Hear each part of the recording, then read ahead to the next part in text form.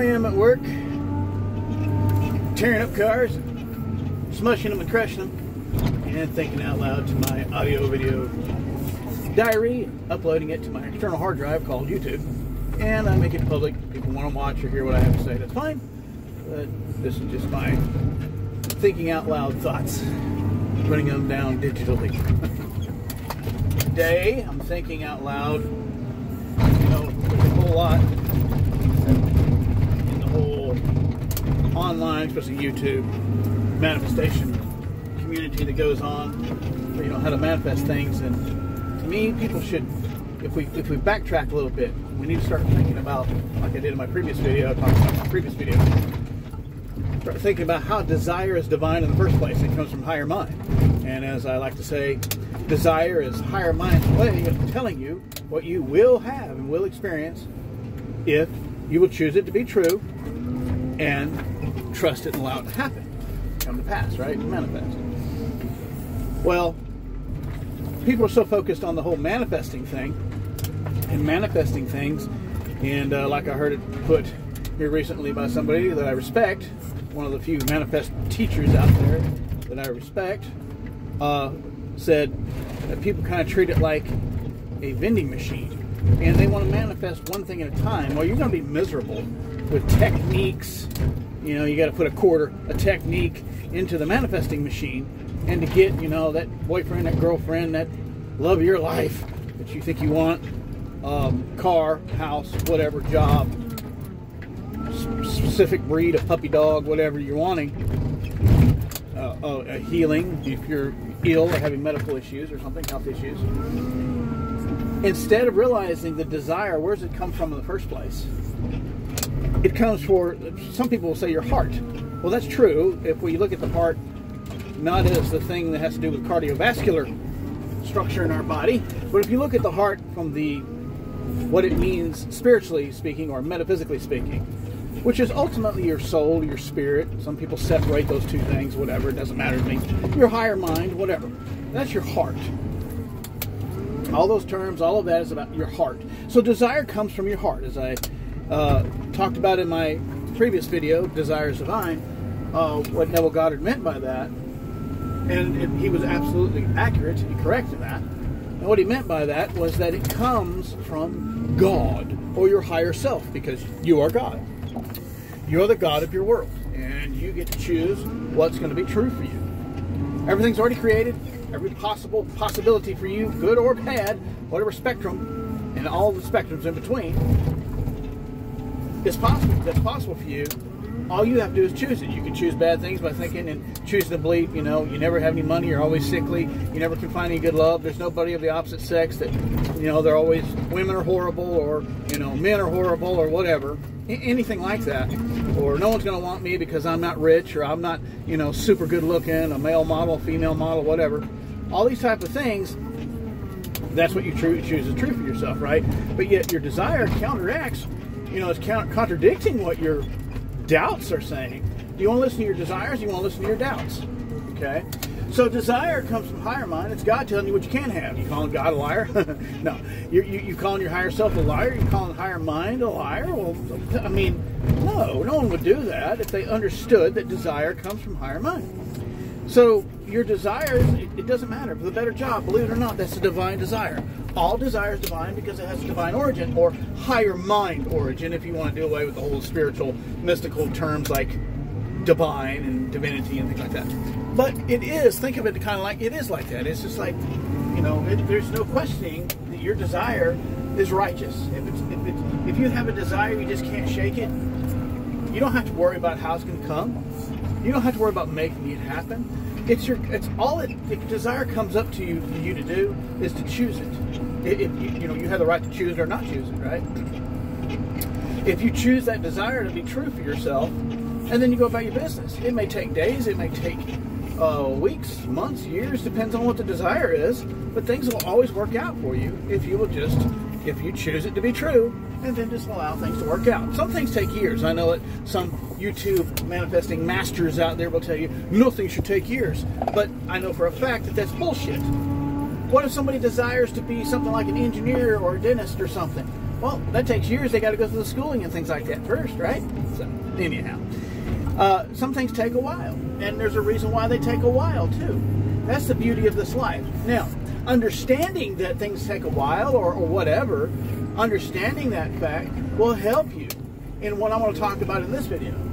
On the back of my pickup truck, I have some stickers. I like bumper stickers. Can't help it. Always have, always will. And I have a couple stickers, and one says, whatever. And the other sticker says, I don't give a fuck. The acronym for I don't give a fuck. Or whatever, and I don't give a fuck. That's a couple of my stickers. And what I mean by that, there was there was a blog that was written, a blog article was written a few years ago now. It's really good. It's called, talking about I don't give a fuck. And in the article, he explains, he says, first off, I want you to understand, I do give a fuck. But I only have so many fucks to give in life.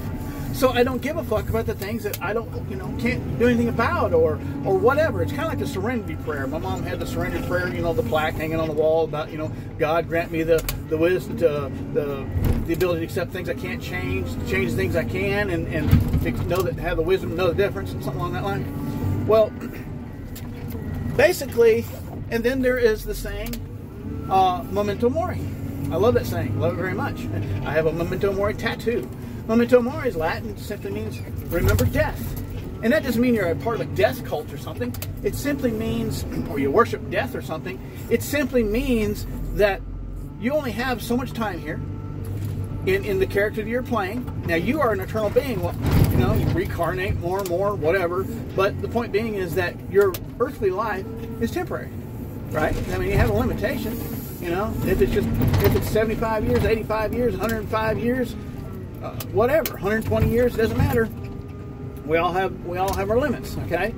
So you got to find out what's really important to you, what you really want to do with your life, and you don't have to do that all at once, by the way. But you find the things that matter to you, the things that you do give a fuck about, right? And everything else, whatever.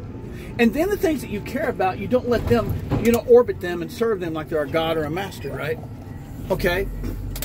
But the things important to you, your health, your freedom, your marriage, your whatever it is, your children, whatever it is, the things that are most important, your career, whatever, the things that you do, whatever it is, your hobbies, whatever that's most important to you, that's great. Meaning that you don't put it like on a pedestal like it's a god, but you say those are what's most important to me. Those are the things that are, what I want to do with my earthly little video game life that I got going on here with this character that's named whatever your name is, insert name here.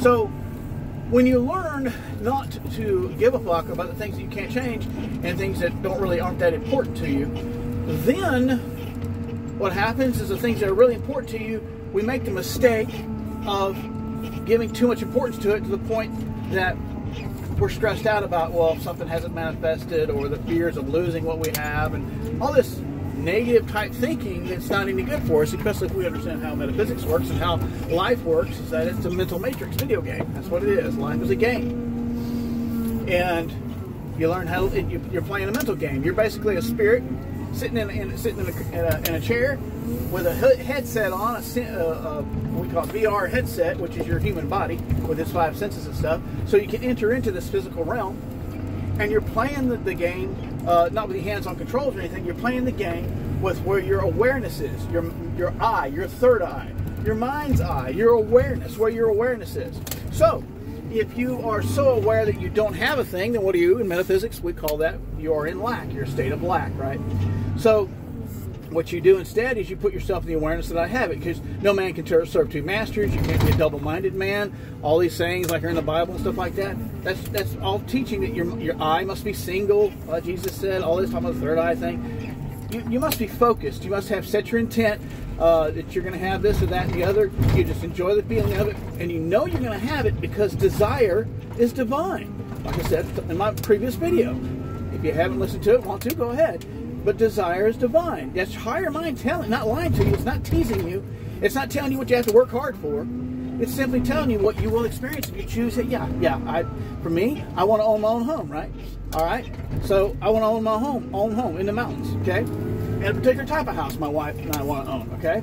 Well, all right. So we go, okay, we accept that's what we choose to be real for us. And in the meantime, we enjoy the feeling of it, and we enjoy the now. We live our lives right now. But the minute you start thinking about, oh, I hate where I live right now, I hate that I rent, or I hate this, or I don't like that, it's okay not to like things. I mean, what you don't like helps you find out what you do like. But if you sit here and you focus on not having it, it torments the shit out of you.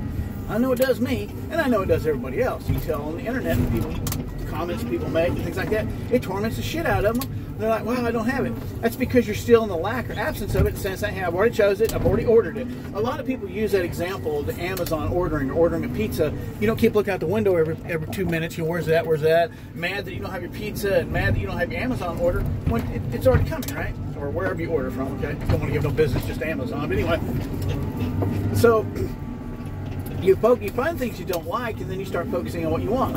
In this world, there's a lot of things that, you know, I see some interesting little trails in the sky today, and I'm like, it reminds me of man in general wanting to mess with nature and fuck with nature. I want to live in a world where we get along with nature and we don't try to fuck with it and mess with it and all this, that, and the other, you know, for money and greed and arrogance and all that kind of crap. But working with nature doesn't need our help. Okay, what we need to do is learn to work with nature, like the Wright brothers did when they came up with aeronautics and flying airplanes. Is they understood the laws of nature in this physical realm here, the laws of gravity and lift and all that kind of good stuff, and they worked with it until they got what they wanted, right? So we need to work with nature. When people are ill or sick, work with nature to help them get better, right? But anyhow, now, when we realize that we're, you know, noticing the lack of something, we're tormenting ourselves, and oh, it's not here yet, we're not do techniques. You already chose it. You already chose it. When you say that's what I want, and you're clear, you know, that's what I want. I want a house, and I want a particular type of building that's a house. My wife and I make it into a house. We want it in the woods, right? So in the mountains, the woods. We want some property with it, all this wooded property, all the type of things that we want. By the way, I'm not superstitious, as I've said in other videos. I'm not superstitious. I'm not religious. I used to be for years. I'm not. I don't believe this bullshit that, you know, don't tell anybody what you want to manifest. No, I mean, I understand keeping your privacy to yourself and stuff like that. I like my privacy, but I don't think you have to keep everything that you want to see happen in your life, your dreams, to yourself. There's a lot of people that their dreams still come true and all that, and they were talking to other people about it and telling people what they were wanting. So that's just all bullshit. It's all you anyway. No one outside of you, nothing outside of you affects you. So if you are aware of the lack of having your desire, whatever it is, then of course, this camera keeps falling over here, then of course that's going to be your reality, because your reality is what you're aware of. So when you switch your mind over to the awareness of having what you want, there's going to be, for lack of a better term, people use this term in the manifesting community, and you know, there's nothing wrong with this term. There's a delay, and there is seemingly a delay in this realm of where time is, you know, exists and things like that. There is a delay, and that's fine. And so when you learn to not give a fuck, okay, and you say, you know what, I'm going to be happy whether the things I do give a fuck about, I'm going to be happy even if they don't show up or work out, or I don't get to experience that or whatever. I'm still going to be happy in my life. I'll still find things to be happy about. The reason being, people make these videos about being grateful to help manifest things, being grateful for what you have. No, there's not any one technique or one thing you do. It's just simply when you're being grateful, you're what? Now, some people say, well, it's because you're in a higher vibe. Well, okay, whatever, because vibrations are a relevant thing. They do exist. That is the reality, but I don't prefer to teach things that way or think of things in that way. Instead, what it does is when you're being grateful, you're just paying attention to the good stuff that you got. Because I have found something in my life, and I have many incidents in my life, even before I learned about the manifesting and metaphysics and began learning it and studying it seriously in 2016, is the fact, sorry, I was thinking of something, the fact that, sorry about that, I got distracted here at work. I am here at work. I'm just thinking out loud as I'm working. Anyhow, I forgot where I was going, but anyway. thing with it is that when you learn that, yeah, there are certain things, there's memento mori, remember death. So prioritize your life, the things that are important to you, at least right now. Yes, those priorities can change or rearrange, or change, get new ones, or change out some for new ones, or let go of old ones. That's the process of life. But you focus on what's important to you, and then you give a fuck about those things. You have limited fucks to give, so you give a fuck about the things that matter. But those things that you want, things that you want to manifest. But in the end, okay, in the end, you want to be at peace. And this is why a lot of people will quote Neville Goddard, where he would talk about, let us go into the silence at the end of one of his speeches or lectures, right? Well, that term, let us go into the silence, I found it in old New Thought books, copies of old New Thought books, not the originals, from the 1800s. New Thought movement would talk about let us go into the silence. And I'm sure they got it from some sort of mysticism or occult or esoteric school, right? But anyhow, mystery school or something. But anyway, let us go into the silence is much older than, well, literally, Neville Goddard was. So, the silence. Okay. One thing that always fascinated me about people that were what I considered very spiritual or very tough or anything like that in life. One thing that just fascinated me was their calmness. Calm people are just, there's something about them. They're just very, very calm. People that are calm in the midst of storms, calm in the middle of emergencies, actual emergencies and things like that, but they're still level-headed and calm. They're moving fast or whatever, but they're very calm. They have a very calm demeanor. And I've always admired people like that. So as I was growing up, I was fascinated with that in my adult years, and I didn't reach the calmness that I have now. It took me a while. It took me a few decades, actually. I'm in my middle 50s now, and my wife, she commented, and we have a teenage son together. Well, he was teenage when we got together, I should say. A stepson. I have a stepson through her, and he was a teenager at the time, is what I meant to say. And they both had commented and said they were just, we got together and we're living together in the same house and all this, that, and the other. And she's saying, they're saying, you're so calm. And I'm like, yeah, I'm calm, but I didn't always used to be as calm as I am.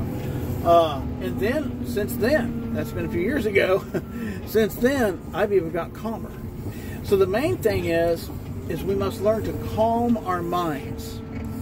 So when the reality that you want, or the thing you want doesn't seem to be made known or manifest and happen and come to pass or show up or whatever, and yet seemingly the unwanted circumstances just seem to linger, what do? Well, it's simple. Remain calm. Go into your center. Go into the silence, as Neville would say. Simply calm your tits, as we'd say. Calm down. Okay? Calm down. And sometimes, for me, what helps me is, even on things I do care about, but there's something going on that I can't change, I just go, whatever, I don't give a fuck. And so what that does is that automatically helps me to just, it's like a steam relief valve or a pressure relief valve for me.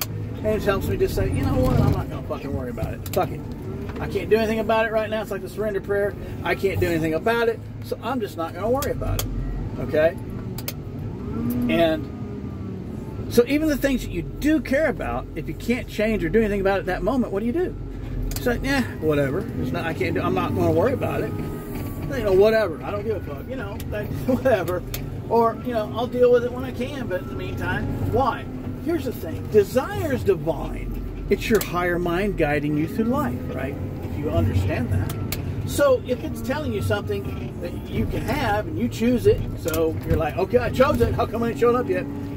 Doesn't necessarily mean you're going to get it right then. I have had things come to me, desires come to me, and those things didn't show up right then. They didn't show up anytime soon. And I was so like, what the hell? and then I'd forget about it and go about my business and show up. Why? Why do things show up when we seemingly don't give a fuck anymore, or just let it go, or stop worrying, or whatever, or going to become silent and peaceful, or focus on other things? Why?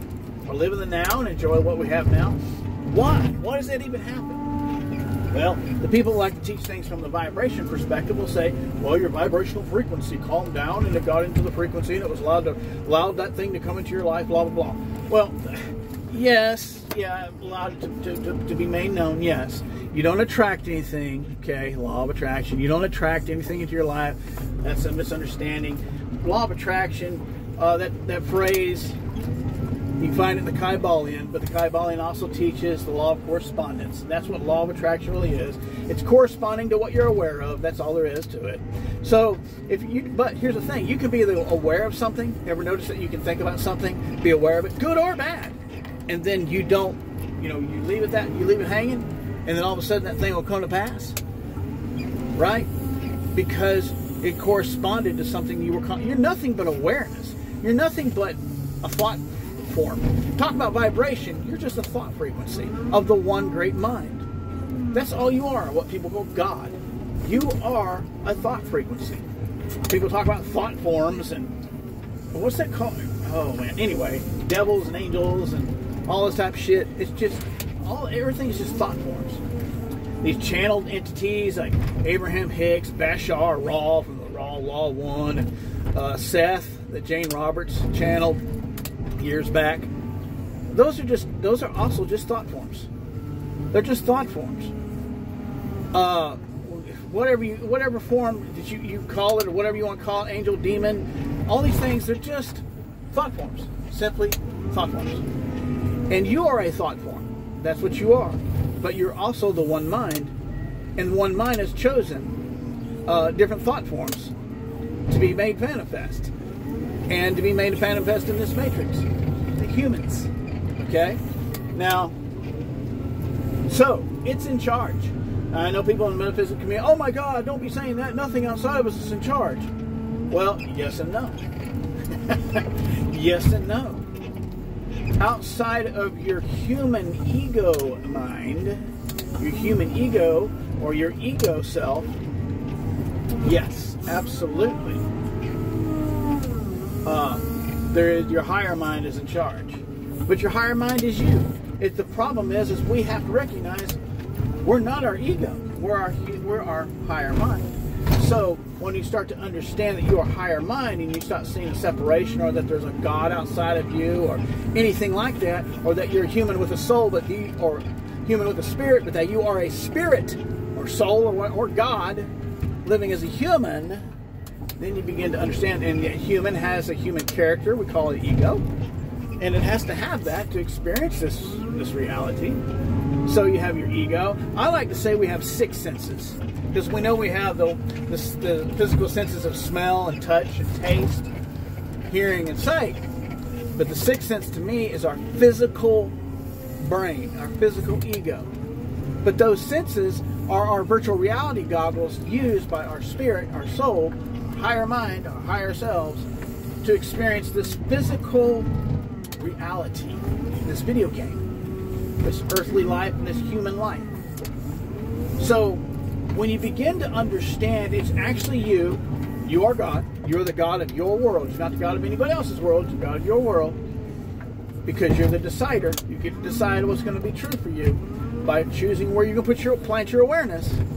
And when you learn to plant it only on what you want to be true, then the things that come about that seemingly are not what you want, or seemingly just seems to perpetuate the situation you don't really want, right? Your bank account still hasn't gotten the money in it you'd like to see manifest in it, whatever. What do? You got to start learning to just not give a fuck and giving any credibility to what your human mind, your 6th sense, I call it, your human ego mind is seeing or sensing, right, in the bank account, or whatever is going on with you that you presently don't want, right? In this world of this matrix of contrast, this dual world, where the one split itself, the one mind split itself into duality, seemingly duality, and there's seemingly duality here. When we realize we are one with all things and understand the truth, you are one with your desire. So when you calm your mind, when things are stressing you out, and you learn to continually practice every day, that is what should be taught in the manifesting community more than anything. And that's the point of this video. Calmness of mind. Practice calmness of mind. You already know that you just choose what you want when a desire comes up. Yeah, I accept that to be true. And you allow that, well, I'll just let it work out, and I'll do what actions or whatever I have to do, I'll automatically do, it'll happen. Yes, absolutely. And you just allow things to work out for you, and anything you need to do, you will just naturally do it. Okay? That's when you understand metaphysics. You have to listen to my other videos to understand what I'm saying, if you don't already know what I'm talking about. So, but the key to all of that, and the key to this life is, no matter, even the things that you give a fuck about, if something's wrong or they're not showing up or whatever, don't worry about it. Still practice calmness of mind. Calmness in the midst of the storm. Calmness. Walk upon the waters of spirit, of higher mind. Be calm. Go into the silence. This is why meditating works for people. You learn to be calm. Even though your brain has all these thoughts and it wants to have these racing thoughts, and you just go ahead and just allow things. Like Zen teaches you, just kind of allow thoughts to come and go, but you don't attach to anything. I like to teach it like this. I always like to explain it this way. It's like in life where you're looking at a big multi-lane highway. You're sitting, I don't know, on somewhere, and you can see this multi-lane highway.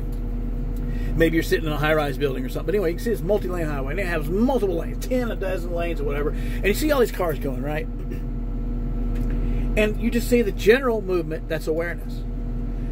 But if you lock in on one particular vehicle, a red vehicle, or a big old semi-truck, or whatever, or a motorcycle, whatever, and you lock in on that, now you have chosen something to be individually to be consciously aware of, and that's fine. But there are times to pull away and not look at all of one particular car, but look at the whole highway itself, or the woods. You can focus on one particular tree, or just kind of look at the woods in general, right? And when you're looking at the woods in general, this is your awareness.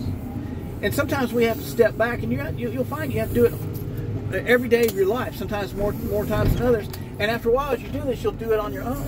It's simply calmness of mind. And we stop reacting. I used to say, in my older videos on my previous channel, I used to say, stop reacting, start enacting. Enacting in your mind. Start choosing what you want, right? Stop reacting. Our human brain wants to react. That's the sixth sense for you. That our poor little animal brain and our human ego, it wants our human character. That's what ego is. It wants to react, right? And we can't let it be the driver. It has to be over the passenger seat. And the human ego is used to enjoy this physical and experience this physical reality, along with the other five senses of the human ego, the human thinking, the human brain. But it can't drive.